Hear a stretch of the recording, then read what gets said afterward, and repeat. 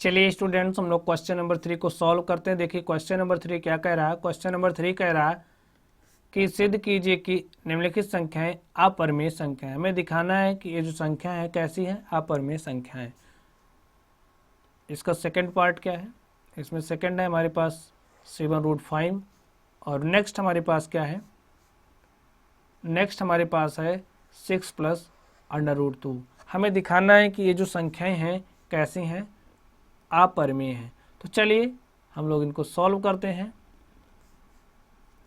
तो इसको सॉल्व करने के लिए सबसे पहले हम लोग मान लेंगे कि ये जो संख्याएं हमें दी गई हैं कैसी हैं, परिमेय संख्या है। तो मान लीजिए इसका सॉल्यूशन राइट कर लीजिए। सॉल्यूशन में माना कि 1/√2 एक परिमेय संख्या है। कैसी संख्या है, परिमेय संख्या। अब जब ये परिमेय संख्या है तो इसको हम लोग कैसे लिख सकते हैं, इसको हम लोग लिख सकते हैं 1/√2 = P/Q, और जहाँ पे Q is not equal to 0। अब इसमें जो भी उभयनिष्ठ गुणनखंड है, जो भी उभयनिष्ठ गुणनखंड है, इन उभयनिष्ठ गुणनखंडों को हम लोग विभाजित कर लेते हैं। समझिए, जैसे कि अगर हमारे पास कुछ इस तरीके से है, ठीक है, और इसमें उभयनिष्ठ गुणनखंड क्या है, 6 है, तो हम लोग इसको क्या कर ले, विभाजित कर ले रहे हैं। और विभाजित करने के बाद हमारे पास ये जो नंबर्स बच रहे हैं इसको हम A और इसको B मान ले रहे हैं। और ये जो A और B यहाँ पर है कैसे हैं, सहअभाज्य संख्याएं हैं। कैसी संख्याएं हैं, सहअभाज्य संख्याएं हैं। यानी कि ये जो संख्याएं हैं, इन संख्याओं में 1 के अतिरिक्त इनका कोई भी उभयनिष्ठ गुणनखंड नहीं है। 1 के अतिरिक्त कोई भी उभयनिष्ठ गुणनखंड नहीं है। तो इसमें जो भी उभयनिष्ठ गुणनखंड था हमने उसको विभाजित कर लिया, और विभाजित करने के बाद हम लोग मान करके चल रहे हैं कि हमारे पास क्या बच रहा है, A और B। तो लिख लीजिए 1/√2 इज इक्वल टू A/B, और यहाँ पे क्या है, B is not equal to 0, और जो AB हैं, AB कैसी संख्याएं हैं, सहअभाज्य संख्याएं हैं। यानी कि इन संख्याओं के बीच 1 के अतिरिक्त और कोई दूसरा गुणनखंड नहीं है। तो चलिए इसको क्या करिएगा, स्क्वायर कर लीजिए दोनों side, squaring on both side, ठीक है। दोनों तरफ स्क्वायर करने पर, तो स्क्वायर करिएगा तो क्या हो जाएगा, 1/√2 का square is equal to A/B का स्क्वायर। तो स्क्वायर करिए,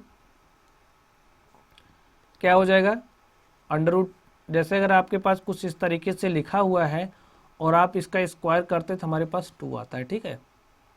अंडर√2 का स्क्वायर करें 2 आता है। तो यहाँ पे 1/2 = हो जाएगा A²/B²।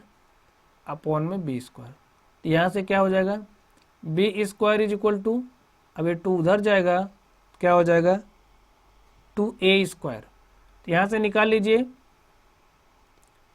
यहाँ से A² क्या हो जाएगा, A² हो जाएगा B²/2। क्या हो जाएगा, B²/2। अब यहाँ पे देखिए आप लोग, जैसा कि इसके पहले वाले क्वेश्चन में हम लोग करते आए हैं, ठीक वही हमें करना है। यहाँ पर देखिए ये जो दो है, ये B² को डिवाइड कर रहा है, B² को विभाजित कर रहा है। तो लिखिए यहाँ पर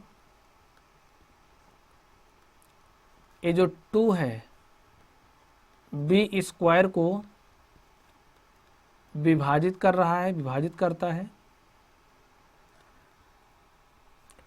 विभाजित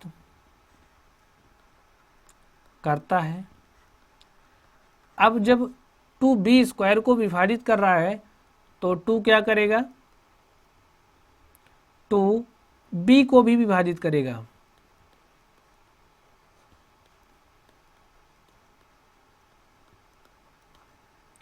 विभाजित करेगा। आप लोग समझिए, हमारे पास कोई नंबर है, ठीक है, हमने यहाँ पे लिख लिया 12 का स्क्वायर और 6।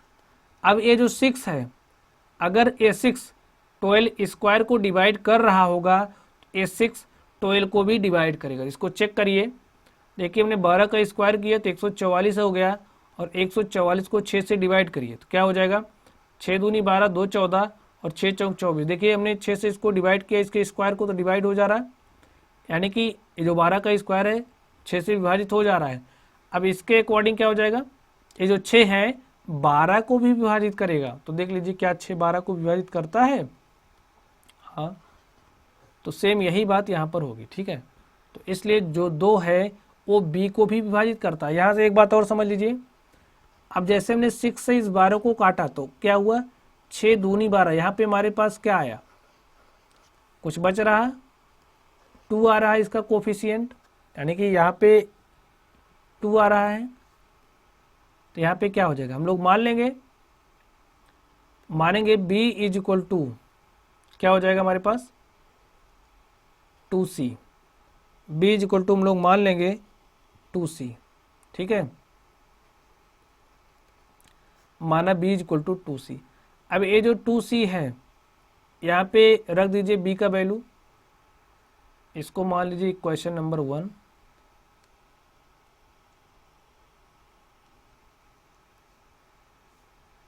और ये जो आया है, ये जो हमारे पास है, इसको मान लीजिए इक्वेशन नंबर 2, ठीक है। b is equal to 2c समीकरण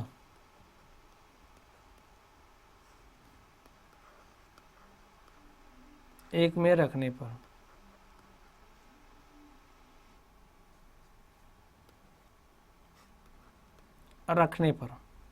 तो ये जो b is equal to 2c है यहाँ पर रख दीजिए। तो यहाँ से हमारे पास क्या हो जाएगा, a square is equal to b is equal to 2c रखिए, तो 2 का स्क्वायर करिए 4 और c स्क्वायर अपॉन में 2, तो 2 1 के 2 और 2 दूनी 4। यहाँ से क्या हो गया, a square is equal to 2c square upon में 1, तो यहाँ से c square is equal to क्या हो जाएगा, c square is equal to हो जाएगा a स्क्वायर अपॉन में 2। यहाँ पर देखिए क्या हो रहा, यहाँ पर ये जो 2 है, ये 2 a स्क्वायर को विभाजित करता है, तो लिखिए यहाँ 2 a स्क्वायर को विभाजित करता है।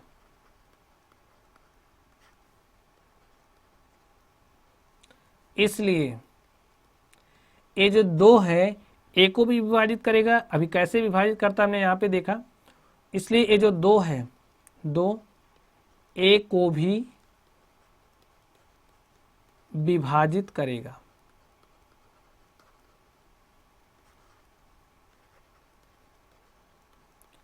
a को भी विभाजित करेगा। अब आप लोग देखिए यहाँ से, इसमें ये जो समीकरण 2 है, हमने इस स्टेटमेंट को मान लिया है 2, यहाँ पे देखिए 2 b को भी विभाजित कर रहा है, और यहाँ पर यही 2 a को भी विभाजित कर रहा है। और यहाँ से समझिए, और यहाँ पे हमने माना था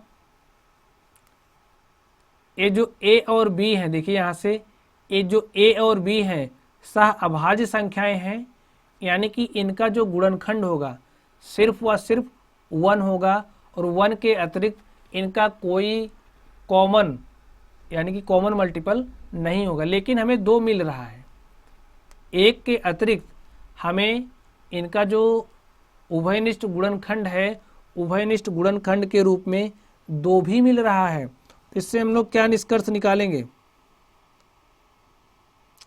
चलिए हम लोग लिखते हैं, इसको लिख लेते हैं कि जो समीकरण 2 और 3 है, ठीक है, इसको हम लोग लिख लेते हैं। समीकरण 2 और 3 से हमें क्या निष्कर्ष मिलता है, समीकरण 2 और 3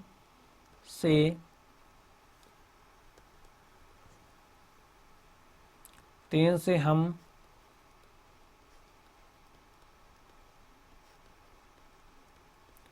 यह पाते हैं कि ये जो 2 है, 2a और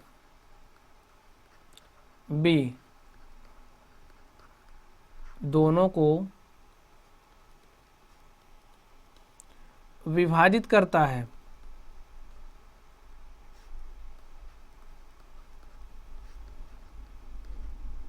विभाजित करता है जिसमें दो क्या है,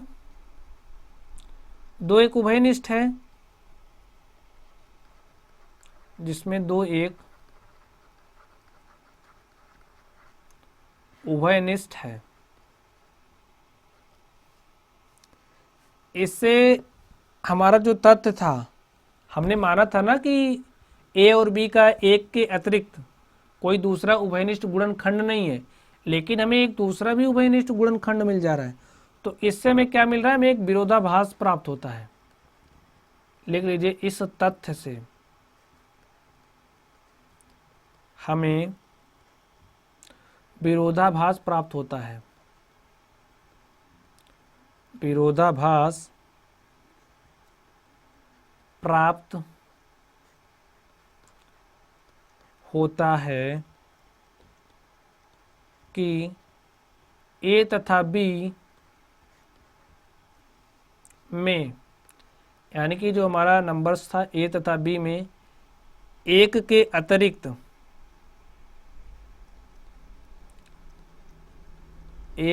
अतिरिक्त कोई उभयनिष्ठ गुणनखंड नहीं है।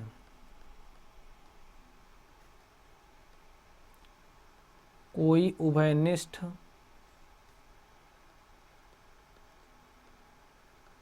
गुणनखंड नहीं है, क्योंकि हमने ए तथा बी को सह अभाज्य प्राप्त किया था। ठीक है, तो इस तरीके से क्या हुआ, हमारी जो कल्पना थी, हमने जो कल्पना किया था कि जो संख्या है 1/√2 वो परमेय है, ये हमारी जो कल्पना है गलत साबित हो गई। तो लिखिए, यह विरोधाभास परिणाम, ये जो विरोधाभास हमें परिणाम मिला है, यह विरोधाभास परिणाम हमारी गलत कल्पना से प्राप्त हुआ है।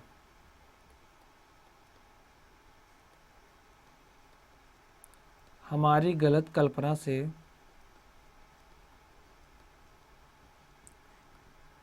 प्राप्त हुआ है कि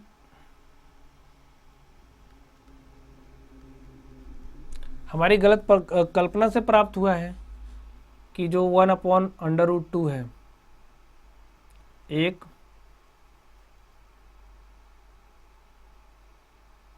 परिमेय संख्या है। ठीक है,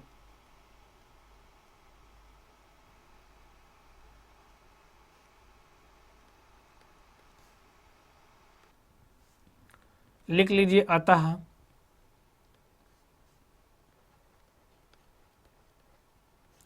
वन अपॉन रूट टू एक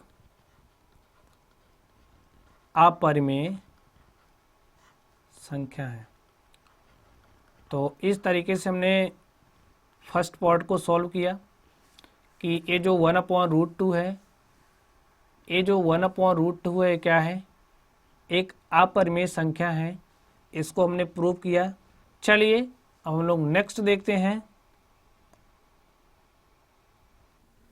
इसमें भी हम लोग वही करेंगे, हम लोग इसके विपरीत मान लेंगे कि ये जो संख्या में दी गई है क्या है, एक परिमेय संख्या। हम लोग मान लेते हैं, माना 7/5 एक कैसी संख्या है, परिमेय संख्या है। हम लोग मान ले रहे हैं जो संख्या क्या है, एक परिमेय संख्या है।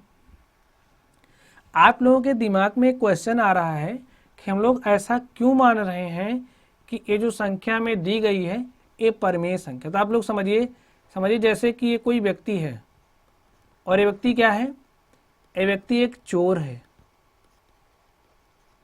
अब कुछ लोग हैं, कुछ लोग यहाँ पे ऐसे हैं और ये लोग वैसे ही कह रहे हैं कि ये चोर है, चोर है, चोर है, ऐसा कह रहे हैं। लेकिन समझिए यहीं पर मैं हूं, अब ये लोग चोर चोर कह रहे हैं, लेकिन हमने क्या किया, हमने इसको यह मान लिया कि यह चोर नहीं है, हमने मान लिया चोर नहीं है। और जब हमने इसके तथ्यों को जुटाना शुरू किया, यानी कि जो भी एविडेंट थे हमने उसको जुटाना शुरू किया, तो अंत में पता क्या चला, हमें अंत में कुछ हमें प्रूफ ऐसे मिले जिससे हमने कह दिया कि ये चोर हैं। अब हमें जो प्रूफ मिला, हमें जो एविडेंस मिला, उस एविडेंस के आधार पर हमने कहा कि ये चोर हैं। और इससे हुआ क्या कि ये लोग चोर चोर कह रहे थे, यहाँ पे जो हमारी कल्पना थी कि हम इसको चोर नहीं मान रहे थे, लेकिन साक्ष्य जब हमको मिले तब हमने इसको चोर कहा। तो यही काम हम लोग यहाँ पर कर रहे हैं। इसीलिए हम लोग ये मान करके चल रहे हैं कि ये जो 7√5 है कैसी है, एक परिमेय संख्या है। तो आप लोग मान लीजिए, माना 7√5 एक परिमेय संख्या है। तो चलिए अब ये परिमेय संख्या, तो हम लोग इसको कैसे लिख सकते हैं, इसको हम लोग लिख सकते हैं 7√5 इज इक्वल टू P/Q। अब यहाँ पे Q क्या है, Q should not be equal to 0। अब सेम हम लोग वही काम करेंगे, इसके जो भी उभयनिष्ठ गुणनखंड होंगे, इसके उभयनिष्ठ गुणनखंडों को हम लोग विभाजित कर देंगे, और विभाजित करने के बाद हमें क्या बचेगा, A/B। और यहाँ पर B is not equal to 0, और जो AB है कैसी हैं, सह अभाज्य संख्याएं हैं।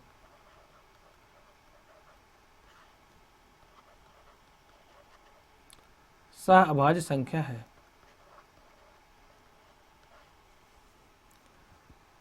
तो लिख लीजिए 7√5 इज इक्वल टू A/B। तो यहां से क्या हो जाएगा, यहां से हो जाएगा कि 7√5B is equal to A। और इसको थोड़ा सा और सॉल्व करिए, तो क्या हो जाएगा, इसको 7 और B को इस तरफ लेकर के जाइए।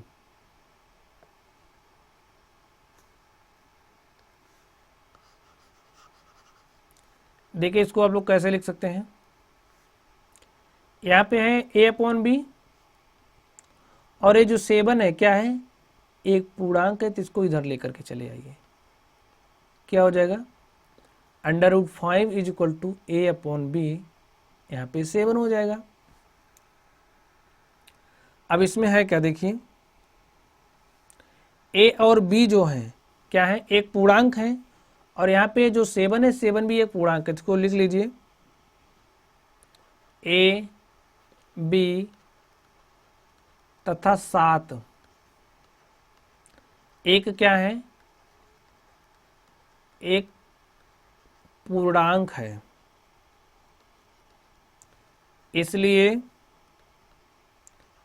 A/7B एक परिमेय संख्या है। क्या है, एक परिमेय संख्या है। अब जैसे A और B क्या है, एक पूर्णांक है, पूर्णांक है, इसके कहने का मतलब यहाँ पे कोई तो नंबर होगा, और यहाँ पे समझिए कुछ इस तरीके से हमारे पास कोई नंबर है, तो A क्या हो जाएगा, इसको हम लोग कुछ इस तरीके से लिख सकते हैं। और जब हमारे पास कुछ इस तरीके से आ जाएगा तो एक ऐसी संख्या हो जाएगी, एक परिमेय संख्या हो जाएगी। ठीक है, एक ऐसी हो जाएगी, एक परिमेय संख्या हो जाएगी, एक परिमेय संख्या हो जाएगी। जबकि ये जो बायां पक्ष है इसका क्या है, अपरिमेय संख्या है। ए परिमेय संख्या और इक्वल के बराबर में इसकी तरफ दूसरी तरफ क्या है, अपरिमेय संख्या है। और ये शो क्या कर रहा है, एक विरोधाभास। तो चलिए हम लोग इसको लिखते हैं कि A/7 भी एक परिमेय संख्या है, जबकि इसका जो दायां पक्ष है √5 एक अपरिमेय संख्या है।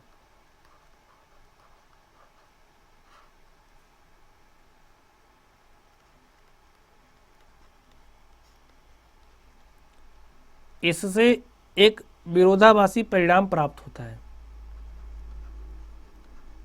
इससे एक विरोधाभासी परिणाम प्राप्त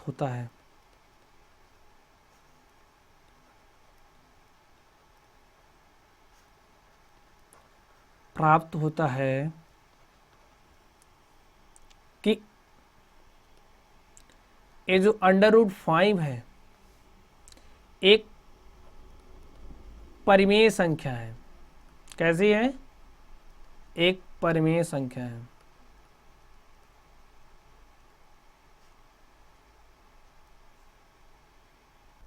और ये जो ऐसा विरोधाभास जो परिणाम है क्यों मिल रहा है? हमारी गलत कल्पना के कारण मिल रहा है। तो लिख लीजिए, ऐसा विरोधाभासी परिणाम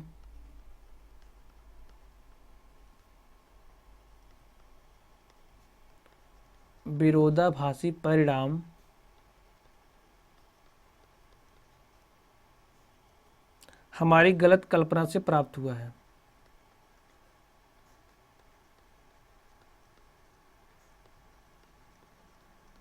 कल्पना से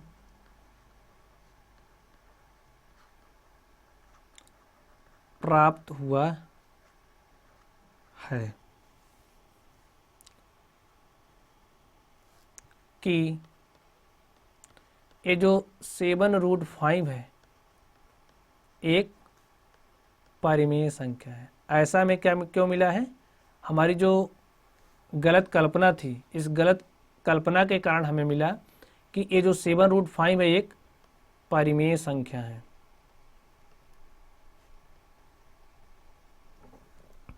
अतः हम लोग लिख देंगे, कह देंगे कि ये जो 7√5 है कैसी है? एक अपरिमेय संख्या है।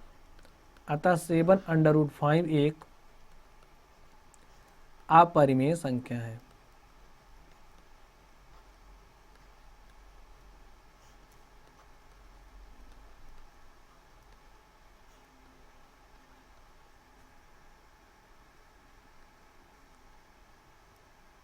चलिए स्टूडेंट्स, अब हम लोग नेक्स्ट सॉल्व करते हैं। नेक्स्ट क्वेश्चन है हमारे पास 6 + √2।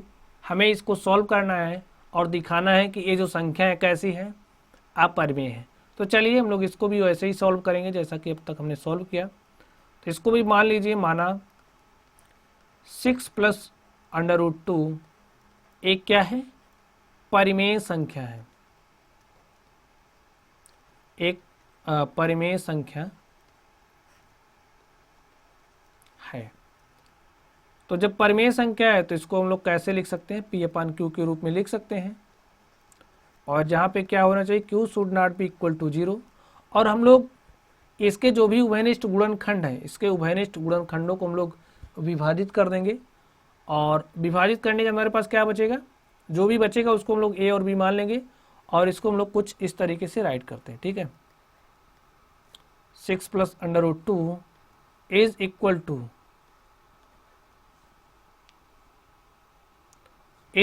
To A/B। और जहाँ पे B should not be equal to 0। A और B कैसे हैं? A और B एक AB सहअभाज्य संख्याएं हैं। सहअभाज्य संख्याएं हैं। सहअभाज्य संख्या का मतलब कि ये जो संख्याएं हैं, इन संख्याओं के बीच जो उभयनिष्ठ गुणनखंड है वो सिर्फ और सिर्फ एक ही है। ऐसा हम लोग लेकर के चल रहे हैं। अब करना क्या है? देखिए, 6 + √2 इज इक्वल टू A/B है। तो यहाँ से हमारे पास √2 इज इक्वल टू क्या हो जाएगा? √2 इज इक्वल टू हो जाएगा A/B माइनस में 6।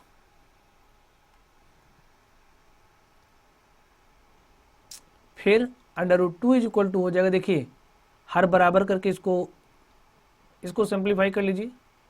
A माइनस 6B अपॉन में क्या बचा? B। अब यहाँ पर आप लोग ध्यान से देखिए, ये जो A है, ये जो B है और ये जो 6 है, कैसे हैं? ये सब पूर्णांक है। क्या है? पूर्णांक है।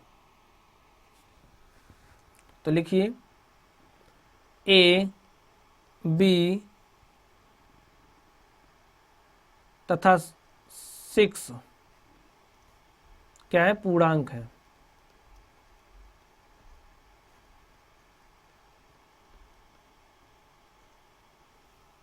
इसलिए क्या हो जाएगा, अब जब ए पूर्णांक है, समझिए हमारे पास a upon B equal to कुछ आया था, ठीक है, हमारे पास कुछ इस तरीके से नंबर आया था। जब हमने इसको सिंप्लीफाई किया p अपॉन क्यू को, p अपॉन क्यू के जब उभयनिष्ठ गुणनखंडों को हमने समाप्त किया तो हमारे पास a और b कुछ इस तरीके से आया। अब देखिए, अब a जब पूर्णांक है, समझिए a जब पूर्णांक है, इनको हम लोग सॉल्व करेंगे तो हमें क्या मिलेगा, हमें एक परिमेय संख्या मिलेगी। तो यही हम लोग लिखने जा रहे हैं, ठीक है। इसलिए a माइनस 6b अपॉन में b क्या है, एक परिमेय संख्या है, एक परिमेय संख्या है। जबकि इसका जो बायां पक्ष है, देखिए ये जो दायां यस इसका जो ये जो बायां पक्ष है, ये क्या है, एक अपरिमेय संख्या है। इसलिए 6a minus 6b upon b एक परिमेय संख्या है, जबकि इसका जो बायां पक्ष है, जबकि बायां पक्ष √2 एक कैसी संख्या है, अपरिमेय संख्या है।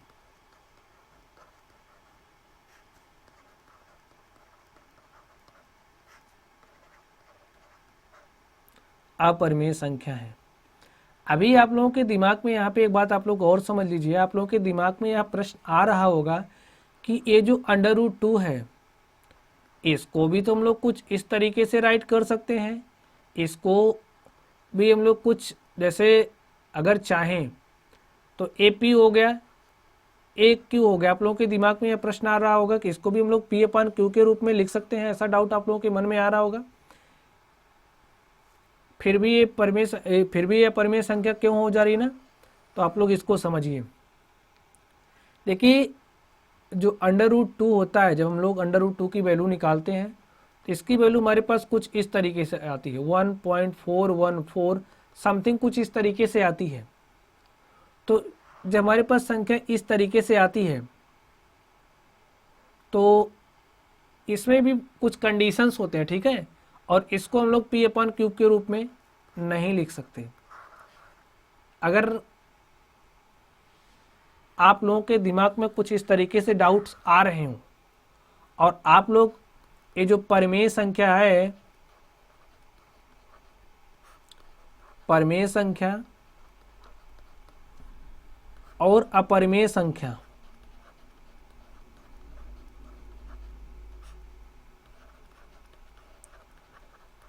को अगर आप डिटेल में पढ़ना चाहते हो तो वीडियो के डिस्क्रिप्शन बॉक्स में इसका लिंक आप लोगों को मिल जाएगा। आप लोगों के जो भी सारे डाउट्स हैं परिमेय और अपरिमेय संख्या को लेकर के, तो वहाँ से आप लोग अपने डाउट्स को क्लियर कर लीजिएगा। यहाँ पर जब मैं अगर इस टर्म को ज़्यादा एक्सप्लेन करूँगा तो वीडियो ज़्यादा लंबी हो जाएगी। तो चलिए हम लोग इस पर चलते हैं। इसको आप लोग डिस्क्रिप्शन बॉक्स में जा कर के वहाँ से अपने डाउट्स को क्लियर कर लीजिएगा। तो यहाँ पर क्या हो जाएगा, √2 क्या है, √2 एक अपरिमेय संख्या है। इससे क्या हो रहा है, हमें एक विरोधाभासी परिणाम प्राप्त होता है ना, लिख लीजिए, इससे एक विरोधाभासी परिणाम प्राप्त होता है।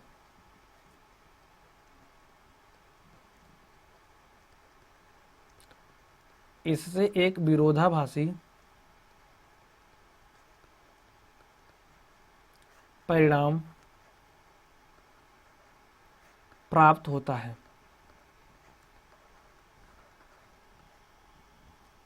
कि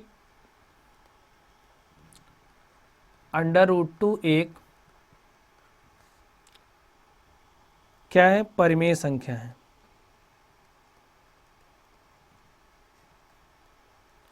हमें विरोधाभासी परिणाम क्या मिल रहा है कि ये जो √2 एक परिमेय संख्या है। ऐसा विरोधाभासी परिणाम हमें क्यों मिल रहा है, ऐसा विरोधाभासी परिणाम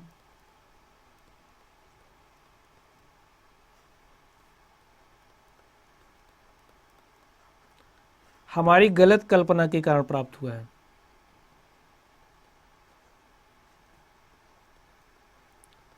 हमारी गलत कल्पना के कारण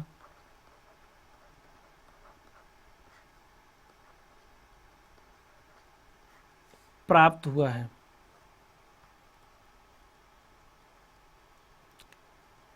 कि 6 प्लस अंडर रूट 2 एक परिमेय संख्या, ऐसा हमें हमारी गलत कल्पना के कारण प्राप्त हुआ है। अतः हम कह सकते हैं कि जो 6 प्लस अंडर रूट 2 है, अतः 6 प्लस अंडर रूट 2 एक क्या है, अपरिमेय संख्या है।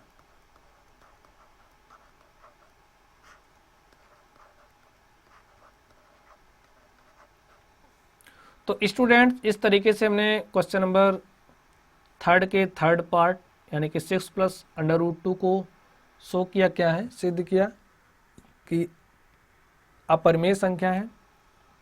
तो चलिए स्टूडेंट्स, आप लोग पढ़ते रहिए। Thank you.